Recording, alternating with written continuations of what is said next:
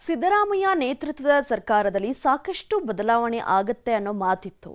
ಮಂತ್ರಿ ಮಹೋದಯರೆಲ್ಲ ದೆಹಲಿಗೆ ದಂಡೆತ್ತಿ ಹೋಗಿ ಬದಲಾವಣೆಗೆ ಮನವಿಯನ್ನ ಕೂಡ ಮಾಡಿದ್ರು.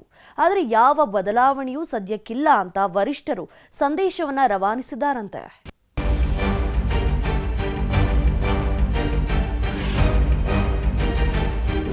3 ದಿನಗಳಿಂದ ದೆಹಲಿಯಲ್ಲೇ ಮುಖ್ಯಮಂತ್ರಿ ಸಿದ್ದರಾಮಯ್ಯ ಬಿಡಾರ ಹೂಡಿದ್ದಾರೆ.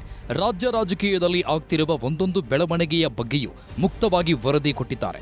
ಕರ್ನಾಟಕ ಭವನ ಉದ್ಘಾಟನೆಗೆ ಹೋದ್ರು, ಕೇಂದ್ರ ಸಚಿವರನ್ನ ಭೇಟಿಯಾಗಿ ರಾಜ್ಯದ ಅಭಿವೃದ್ಧಿಗೆ ಸಹಕಾರ ಕೋರಿದ್ರು. ಇದರ ಜೊತೆಗೆ ಮಲ್ಲಿಕಾರ್ಜುನ ಖರ್ಗೆ, ರಾಹುಲ್ ಗಾಂಧಿ, ಕೆಸಿ ವೇಣುಗೋಪಾಲ್, ರಣದೀಪ್ ಸಿಂಗ್ ಸುರ್ಜೇವಾಲಾರನ್ನು ಭೇಟಿಯಾಗಿದ್ರು. ಸಿಎಂ ಕುರ್ಚಿಗಾಗಿ ನಡೀತಾ ಇರುವ ಸರ್ಕಸ್ಗಳೆಷ್ಟೋ, ಮಂತ್ರಿ ಸ್ಥಾನಕ್ಕಾಗಿ ಹಪಹಪಿಸ್ತಿರೋರು ಏನ್ ಮಾಡ್ತಿದ್ದಾರೆ, ಪಕ್ಷದಲ್ಲಿದ್ದುಕೊಂಡೇ ಪಕ್ಷದ ವಿರುದ್ಧ ಮಾತಾಡೋರ ಬಗ್ಗೆ, ಗ್ಯಾರಂಟಿಗಳಿಂದ ಆಗ್ತಿರುವ ಲಾಭ ನಷ್ಟಗಳ ಬಗ್ಗೆ, ಪರಿಷತ್ ಚುನಾವಣೆ ಬಗ್ಗೆಯೂ ಗಹನ ಚರ್ಚೆ ನಡೆಸಿದ್ರು. ಈಗ ಎಲ್ಲದಕ್ಕೂ ಹೈಕಮಾಂಡ್ ಉತ್ತರ ಕೊಟ್ಟಿದೆ. ಕೆಪಿಸಿಸಿ ಅಧ್ಯಕ್ಷರ ಬದಲಾವಣೆಯನ್ನೂ ಮಾಡಲ್ಲ, ಸಂಪುಟ ಪುನಾರಚನೆಯೂ ಸದ್ಯಕ್ಕೆ ನಡೆಸಲ್ಲ. ಬದಲಾವಣೆ ಆಗೋದಿದ್ರೆ ನಾವೇ ಹೇಳ್ತೀವಿ. ಕಾಂಗ್ರೆಸ್ ಒಳಗೆ ಆಗ್ತಿರುವ ಬಡಿದಾಟಕ್ಕೆಲ್ಲ ಬ್ರೇಕ್ ಹಾಕಿ ವಿಪಕ್ಷದವರಿಗೆ ನೀವೇ ಅಸ್ತ್ರ ಕೊಡ್ತಿರೋದು ಸರಿಯಲ್ಲ. ಸರ್ಕಾರಕ್ಕೆ 2 ವರ್ಷ ಆಗ್ತಿದ್ದಂತೆ ಸಮಾವೇಶ ನಡೆಸಿ ರಾಜ್ಯದ ಜನರಿಗೆ ಕೊಟ್ಟ ಭರವಸೆಗಳನ್ನ ಈಡೇರಿಸಿ ಅಂತ ಎಚ್ಚರಿಕೆ ಕೊಟ್ಟು ಕಳಿಸಿದ್ದಾರೆ. ಕಾಂಗ್ರೆಸ್ ಒಳಗಿನ ಕಚ್ಚಾಟಕ್ಕೆ ಮದ್ದು ಅರೆಯುವ ಕೆಲಸ ಆಗಿದೆ. ಆದರೆ ಗಾಯಕ್ಕೆ ಹಚ್ಚಿರುವ ಮದ್ದು ಗಾಯವನ್ನ ವಾಸಿ ಮಾಡುತ್ತಾ ಇಲ್ವಾ ಅನ್ನೋ ಅನುಮಾನ ಮೂಡಿದೆ. ಯಾಕಂದ್ರೆ ದೆಹಲಿಯಲ್ಲಿ ಕೆಪಿಸಿಸಿ ಅಧ್ಯಕ್ಷ ಹಾಗೂ ಡಿಸಿಎಂ ಡಿಕೆ ಶಿವಕುಮಾರ್ ಕೆಪಿಸಿಸಿ ಅಧ್ಯಕ್ಷರಾಗುವ ಹೆಬ್ಬಯಕೆಯಲ್ಲಿರುವ ಸಚಿವ ಸತೀಶ್ ಜಾರಕಿಹೊಳಿಯವರು ಕೊಟ್ಟ ಹೇಳಿಕೆಗಳು. ಪಾರ್ಟಿ ಏನ್ ಹೇಳ್ತದೆ ಅದನ್ನ ಕೇಳ್ಕೊಂಡು ಹೋಗೋದು.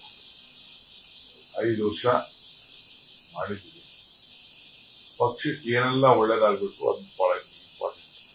ಪಕ್ಷಕ್ಕೆ ಏನು ಒಳ್ಳೇದಾಗ್ತದೆ ಅದೆಲ್ಲ ನಾವು ವ್ಯಕ್ತಿಯಕ್ಕಿಂತ ಪಕ್ಷ ಮುಖ್ಯ. ನಮ್ಗೆ ಬೇಕಾದ್ರೆ ರಿಲೀಸ್ ಮಾಡ್ತಾರೆ, ಬೇಡ. ಈಗ ಸಿಎಂ ಕೂಡ ಅಲ್ಲಿ ಹೈಕಮಾಂಡ್ ನಾಯಕರ ಭೇಟಿಯಾಗಿದ್ದಾರೆ ಸರ್. ಏನ್ ಸರ್ ತಮ್ಮ ಪರವಾಗಿ ಅಥವಾ ತಮ್ಮ ಕೂಗಿನ ಗೊತ್ತಿಲ್ಲ, ಅದೇ ಗೊತ್ತಿಲ್ಲ. ಬಂದ್ಮ್ಯಾಗ ನಾಳೆ ಭೇಟಿಯಾದಾಗ ಗೊತ್ತಾಗ್ರಿ ಏನ್ ಚರ್ಚೆ ಆಗಿದೆ, ಏನು ಅವರು ಹೈಕಮಾಂಡ್ ಹೇಳಿದ್ರಿಂದ ಭೇಟಿ ಆದ್ಮೇಲೆ ಗೊತ್ತಾಗೋದು. ಭೇಟಿ ಆಗ್ತಿದೆ.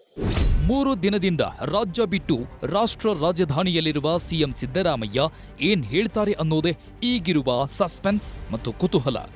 Bureau report, news 18. ಕನ್ನಡಿಗರ ನೆಚ್ಚಿನ ನ್ಯೂಸ್ 18 ಕನ್ನಡ ಈಗ ವಾಟ್ಸ್ಆಪ್ನಲ್ಲೂ ಲಭ್ಯ.